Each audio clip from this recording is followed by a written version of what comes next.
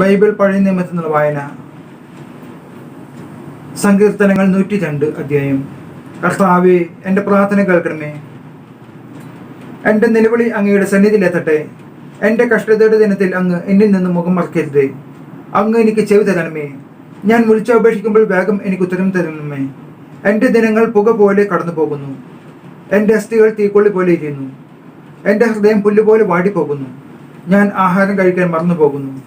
കരഞ്ഞു കരഞ്ഞു ഞാൻ എല്ലും തോലുമായി. ഞാൻ മരുഭൂമിയിലെ വേഴാമ്പൽ പോലെയാണ്, വിജന പ്രദേശത്തെ മൂങ്ങ പോലെയും. ഞാൻ ഉറക്കം വരാതെ കിടക്കുന്നു. പുരമുകളിൽ തനിച്ചിരിക്കുന്ന പക്ഷിയെ പോലെ ഏകാഗിയാണ് ഞാൻ. എൻ്റെ ശത്രുക്കൾ ഇടപെടാതെ എന്നെ നിന്ദിക്കുന്നു. എന്നെ വൈരികൾ എൻ്റെ പേര് ചൊല്ലി ശപിക്കുന്നു. ചാരം എൻ്റെ ആഹാരമായി തീർന്നിരിക്കുന്നു. എൻ്റെ പാനപാത്രത്തിൽ കണ്ണുനീർ കലരുന്നു. അങ്ങയുടെ രോഷവും ക്രോധവും കൊണ്ട് തന്നെ അങ്ങ് എന്നെ വലിച്ചെറിഞ്ഞു കളഞ്ഞു. സായാഹ്നത്തിന്റെ നിഴൽ പോലെ എൻ്റെ ദിനങ്ങൾ കടന്നു പോകുന്നു. പുല്ലുപോലെ ഞാൻ വാടിക്കരിഞ്ഞു പോകുന്നു. കർത്താവേ, അങ്ങ് എന്നേക്കും സിംഹാസനസ്ഥനാണ്. അങ്ങയുടെ നാമം തലമുറകളോളം നിലനിൽക്കുന്നു. അവിടുന്ന് എഴുന്നേറ്റ് സിയോനോട് കരുണ കാണിക്കും. അവളോട് കൃപ കാണിക്കേണ്ട കാലമാണിത്. നിശ്ചയിക്കപ്പെട്ട സമയം വന്നു ചേർന്നിരിക്കുന്നു. അങ്ങയുടെ ദാസർക്ക് അവളുടെ കല്ലുകൾ പുറപ്പെട്ടവയാണ്. അവർക്ക് അവളുടെ ധൂളിയോട് അലിവ് തോന്നുന്നു. ജനതകൾ കർത്താവിന്റെ നാമത്തെ ഭയപ്പെടും. ഭൂമിയിലെ രാജാക്കന്മാർ അങ്ങയുടെ മഹത്വത്തെയും. കർത്താവ് സിയോന് പണിതുയർത്തും. അവിടുന്ന് തന്റെ മഹത്വത്തിന് പ്രത്യക്ഷപ്പെടും. അഗതികളുടെ പ്രാർത്ഥന അവിടുന്ന് പരിഗണിക്കും. അവരുടെ യാചനകൾ നിരസിക്കുകയില്ല. ഭാവി തലമുറയ്ക്ക് വേണ്ടി ഇനിയും ജനിച്ചിട്ടില്ലാത്ത ജനം അവിടുത്തെ സ്തുതിക്കാൻ വേണ്ടി ഇത് ആലേഖനം ചെയ്യപ്പെടട്ടെ. തടവുകാരുടെ ഞരക്കം കേൾക്കാനും മരണത്തിന് വിധിക്കപ്പെട്ടവരെ സ്വതന്ത്രരാക്കാൻ വേണ്ടി അവിടുന്ന് തന്റെ വിശുദ്ധ മന്ദിരത്തിൽ നിന്ന് താഴേക്ക് നോക്കി. സ്വർഗത്തിൽ നിന്ന് കർത്താവ് ഭൂമിയെ നോക്കി. ജനതകളും രാജ്യങ്ങളും ഒരുമിച്ച് വന്ന് കർത്താവിനെ ആരാധിക്കുമ്പോൾ സിയോനിൽ കർത്താവിന്റെ നാമവും ജെറുസലേമിൽ അവിടുത്തെ സ്തുതിയും പ്രഘോഷിപ്പെടേണ്ടതിനു വേണ്ടി തന്നെ. അവിടുന്ന് ആയുസിന്റെ മധ്യത്തിൽ വെച്ച് തന്നെ എൻ്റെ ശക്തി തകർത്തു.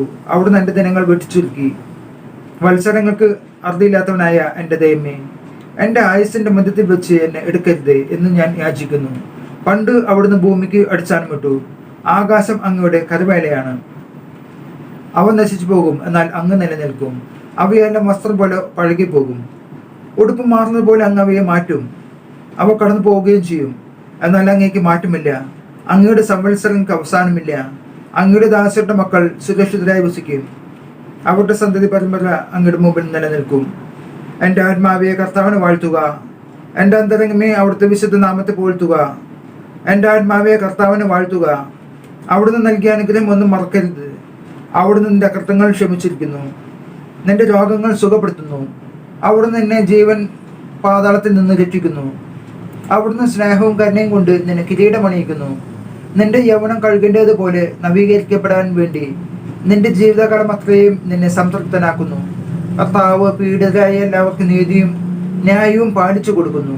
അവിടുന്ന് തന്റെ വഴികൾ മോശയ്ക്കും പ്രവൃത്തികൾ ഇസ്രായേൽ ജനത്തിന് വെളിപ്പെടുത്തി.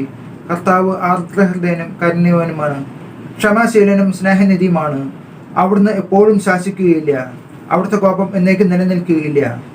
നമ്മുടെ പാപങ്ങൾക്കൊത്ത് അവിടുന്ന് നമ്മെ ശിക്ഷിക്കുന്നില്ല. നമ്മുടെ അകൃത്യങ്ങൾക്കൊത്ത് നമ്മുടെ പകരം ചെയ്യുന്നില്ല. ഭൂമിക്ക് മേൽ ഉയർന്നിരിക്കുന്ന ആകാശത്തോളം ഉന്നതമാണ് തന്റെ ഭക്തരോട് അവിടുന്ന് കാണിക്കുന്ന കാരുണ്യം.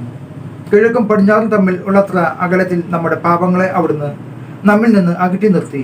പിതാവിൻ മക്കളോടെന്ന പോലെ കർത്താവിന് തന്റെ ഭക്തരോട് അലിവ് തോന്നുന്നു. എന്തിൽ നിന്നാണ് നമ്മെ മെനഞ്ഞെടുത്തതെന്ന് അവിടുന്ന് അറിയുന്നു.